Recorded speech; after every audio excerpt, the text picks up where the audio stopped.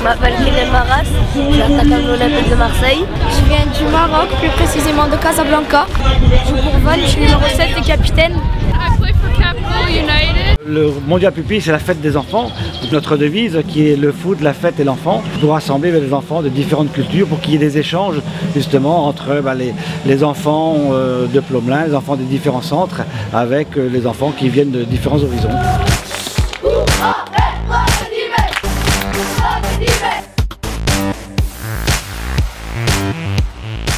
Il faut être passionné.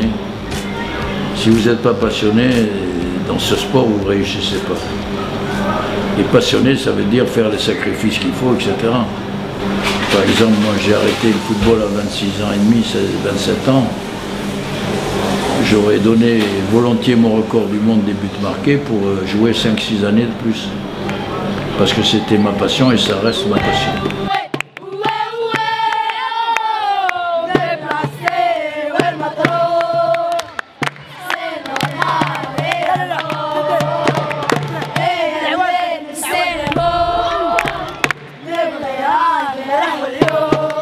Il y a beaucoup de fraîcheur, les spectateurs, c'est bon enfant. Là, ce sont les gens qui hébergent les joueurs, qui hébergent les joueuses. Donc voilà, pour moi c'est énormément de fraîcheur, c'est très intéressant sur le plan humain.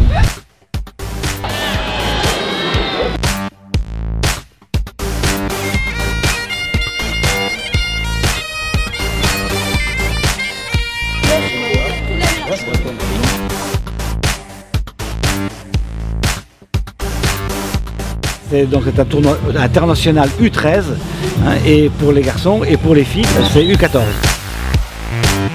On est parti du principe de la Coupe du Monde, c'est-à-dire qu'il y a donc des poules éliminatoires dans 10 centres, avec 9 équipes dans chaque centre. Les 2 premiers sont qualifiés pour les huitièmes de finale, et puis la suite, quart de finale, finale, etc. Et tout le monde se rassemble à Plomelin le dimanche. C'est-à-dire qu'on a 1400 enfants qui vont d'abord défiler dans le stade, et puis ensuite, eh bien, ils participeront donc aux phases finales de la compétition. Tous les parrains, les supporters sont à fond pour leur équipe, alors que c'est pas tout le temps comme ça. Allez, victoire, victoire, victoire. Corner, allez, corner, allez.